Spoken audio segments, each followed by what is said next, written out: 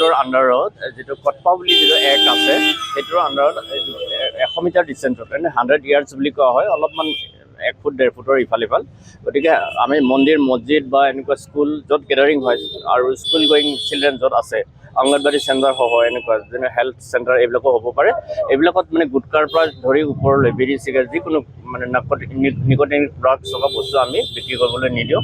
আৰু যদি বিক্ৰী কৰা হয় তেওঁলোকৰ পৰা আমি ফাইন লওঁ আৰু তেওঁলোকৰ আমি বস্তু কিছু আমি চেজ কৰিব পাৰোঁ, কিন্তু আমি কিছু অসুবিধাৰ কাৰণে তেওঁলোকৰ হাতত চেজ নকৰোঁ। সুবিধা বুজি সেইটো কৰিব লগা হয়, কাৰণ তেওঁলোকৰো কঠিন হয় কেতিয়াবা।